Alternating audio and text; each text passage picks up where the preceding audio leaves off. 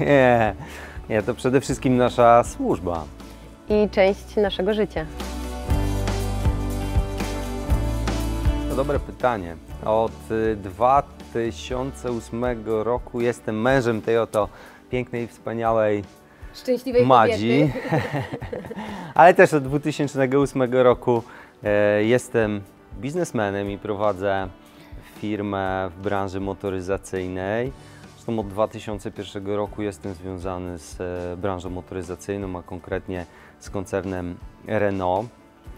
Jestem również prawnikiem, magistrem prawa, ale jestem również fanem jedzenia, tak zwanym jedzerem, a największym fanem jedzenia, które robi moja żona. Mojej kuchni. Tak, uwielbiam dobry design, uwielbiam dobrą muzykę, uwielbiam jeździć na rowerze, często razem jeździmy na rowerze, pływamy również na deskach sapowych razem. W ogóle lubimy razem spędzać czas, lubimy odpoczywać, lubimy razem czytać dobre książki i lubimy razem służyć w kościele, bo służba w kościele to nie nasza praca jeszcze.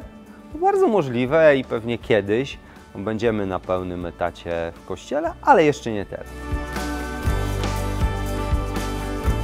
W 2007 roku przyjechałam do Warszawy za namową tego pana, który przedstawiał mi ją w samych superlatywach, ale nie rozczarowałam się. Warszawą jestem zachwycona do dzisiaj.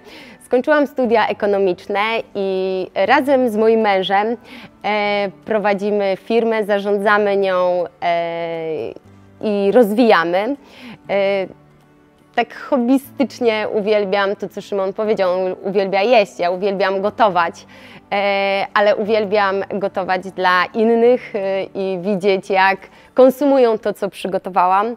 Oprócz tego lubię aktywny tryb życia, więc lubię biegać, lubię spacerować, jeździć na rowerze razem z Szymonem, chodzić po górach. Generalnie nie nudzimy się. Moją kolejną pasją są po prostu ludzie. Nie wyobrażam sobie życia bez spotkań z innymi. No i Magda lubi jeszcze rośliny. Dba o nasze roślinki na tarasie, w domu, także na pewno to jest też jej pasja. Tak, i mogę godzinami rozmawiać z ogrodnikiem na temat tych roślin. A przede wszystkim cieszymy się, że jesteśmy razem pastorami, że razem prowadzimy Kościół Dom. Ja tak naprawdę nie wyobrażam sobie, żebym miał to robić sam. A dlaczego jesteśmy? Dlatego, że realizujemy powołanie, które włożył w nasze życie, w nasze serce Bóg. I wiecie, to jest niesamowite, kiedy w pewnym momencie swojego życia odkrywasz, do czego zostałeś stworzony. I zaczynasz robić to, do czego zostałeś stworzony. Odkrywasz sens swojego życia. I my odkryliśmy wspólnie, że Bóg w pewnym momencie naszego życia bardzo wyraźnie pokazał nam, że powinniśmy być pastorami, że On nas do tego stworzył, do tego nas przeznaczył i wierzę, że bardzo owocnie nas w tym używa. Widzimy ciągły rozwój w naszym życiu i w życiu naszej wspólnoty. Tak więc jesteśmy pastorami, bo realizujemy Boże powołanie w naszym życiu. Myślę, że kluczowym jest to, czy nasze małżeństwo ma spójną wizję na życie. W naszym przypadku tak jest.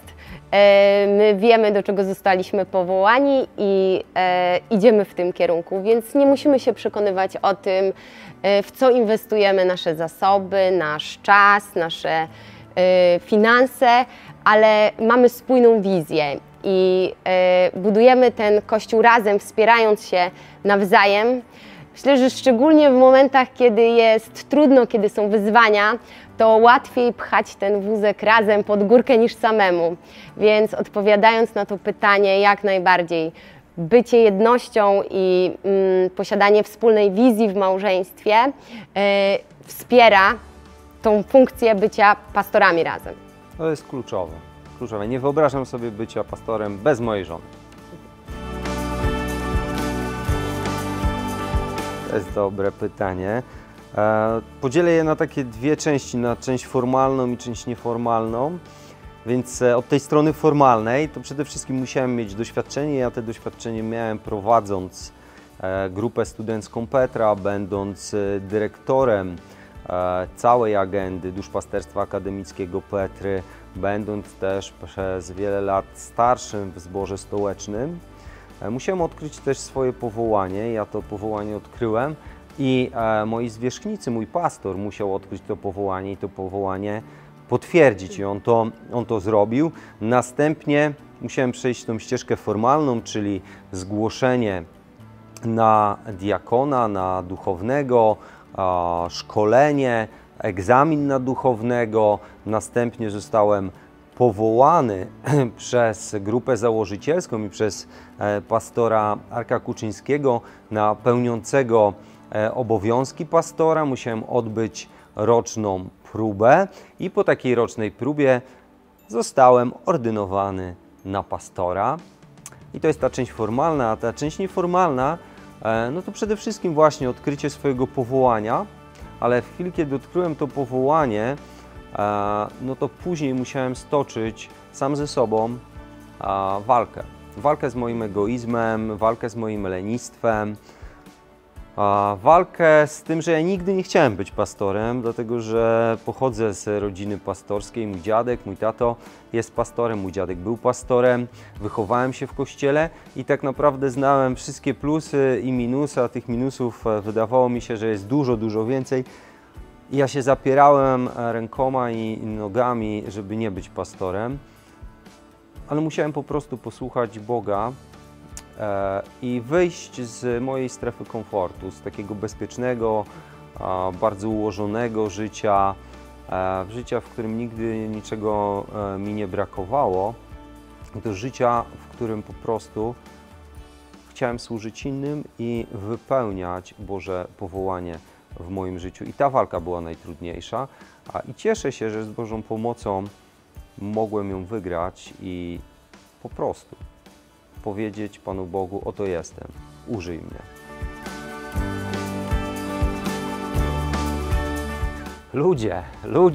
Ludzie.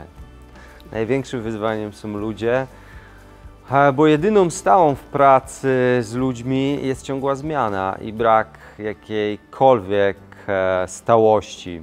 Nic nie można tak naprawdę zaplanować, ale do tego zostaliśmy powołani i wierzę, że Kościół to nie jest akademia medyczna, na której są sami profesorowie, doktorzy, wielkie, tęgie umysły, ale Kościół to szpital.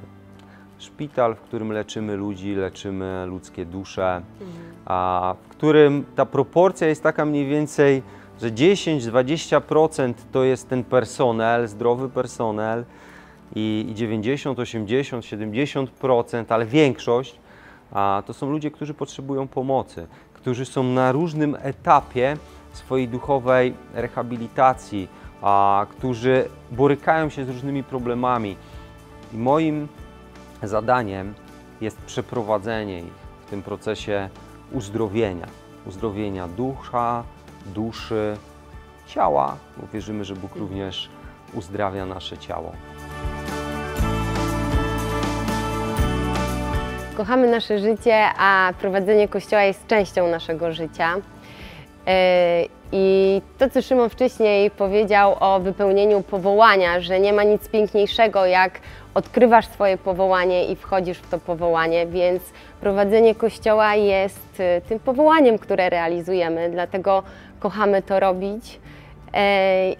Ale również ludzie, którzy tutaj są, którzy czasami są wyzwaniem, ale również dodają nam tej siły do działania, widząc przemianę po prostu ludzkiego życia, którą obserwujemy w tej społeczności, kiedy przychodzi osoba, doświadcza spotkania z Bogiem i doświadcza przemiany, doświadcza wolności, która płynie z relacji z Chrystusem, zmienia swoje nastawienie z bycia skupioną na sobie, bycia egoistyczną i zaczyna żyć również dla innych.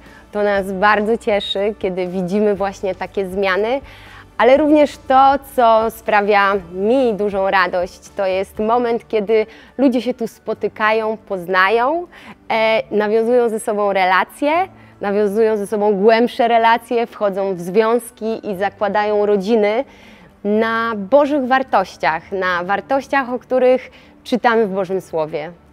Tak, lubimy Kościół, bo Kościół to ludzie, a my lubimy ludzi, lubimy spędzać czas z ludźmi, ale też to jest niesamowite, kiedy masz świadomość tego, że współpracujesz ze Stwórcą Wszechświata, z Bogiem i robisz to ręka w rękę, że wspólnie razem, nie sam. Nie sam ja, nie sam Bóg, ale my razem robimy coś, co ma wartość wieczną, co ma nie tylko wpływ tutaj na rzeczywistość na ziemi, ale przede wszystkim ma wpływ na to, jak my i inni spędzimy wieczność. I to jest po prostu świadomość tego, że współdziałasz z Bogiem. To jest to, co nas najbardziej kręci, to, co daje nam największe zadowolenie, to, co sprawia, że lubimy Kościół, że lubimy robić Kościół, że lubimy prowadzić Kościół.